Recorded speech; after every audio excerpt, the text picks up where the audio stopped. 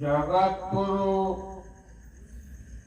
ମହାଦେବ ମନ୍ଦିର ପ୍ରାଙ୍ଗଣରେ ଯେଉଁ ସନାତନ ଧର୍ମ ବାବଦରେ ଯଜ୍ଞ ହେବ ବୋଲି ସ୍ଥିରତା କରିଛନ୍ତି ପଳାଶବଣ, କିନ୍ତୁ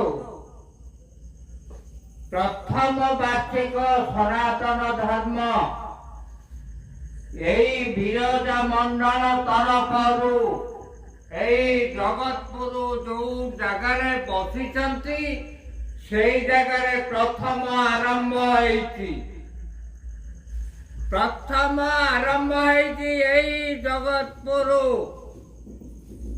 କିନ୍ତୁ ଏଇ ଜଗତପୁର ପ୍ରାଙ୍ଗଣକୁ ସନାତନ ଧର୍ମର ପ୍ରଚାର କରିବାଟା ସମୁଚୀନ ଯେଉଁ ମଣ୍ଡଳ ଏ ଦାୟିତ୍ୱ ନେଇଛନ୍ତି ଏଟା ଠିକ୍ ହବ ନାହିଁ ବୋଲି ଗୋଟେ ଫାଙ୍କା ଜାଗା ପଳାଶ ବଣ ସେଇଠାରେ ବର୍ତ୍ତମାନ 2 ବର୍ଷ 3 ବର୍ଷ ଅନୁଷ୍ଠିତ କରୁଛନ୍ତି ଏଇ ବିରଜା ମଣ୍ଡଳ ଭକ୍ତମାନେ।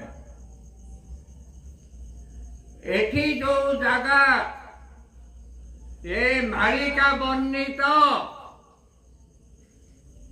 ଜଗତପୁର ଜହଳ ଜୟପୁରର ସଙ୍ଗମ ସ୍ଥଳ, ଏଇଠି ବି ମାଳିକାର ବହୁ ଭକ୍ତ ବହୁତ ସମସ୍ତେ ଆସି ଏଇଠି ଏ ବାବଦରେ ଆଲୋଚନା କରିଛନ୍ତି। ମାଳିକା ବର୍ଣ୍ଣିତ କ'ଣ ସେ ବାବଦରେ ଏଇଠି ଆଲୋଚନା ହେଇଛି।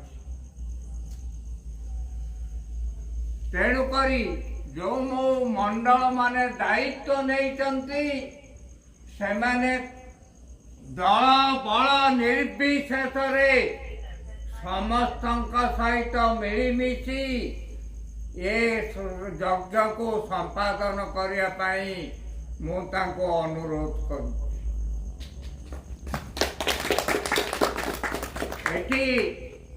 ଏଠି କୌଣସି ରାଜନୀତି କ୍ଷେତ୍ର ଚଳିବ ନାହିଁ। ଏ ହେଉଛି ସନାତନ ଧର୍ମର ପ୍ରସାର। ବିରଜା ମାଙ୍କର ଯଜ୍ଞ ଆହୁତି ଦିଆଯିବ, ସେଠି କୌଣସି ଦଳ ଫଳ ମମତା ସେସବୁ କିଛି ନାହିଁ। ଏଠାରେ ସମସ୍ତଙ୍କର ଅଧିକାର ଅଛି।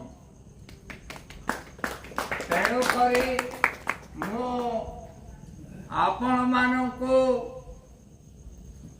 ବହୁ ମୂଲ୍ୟ ଦେଇ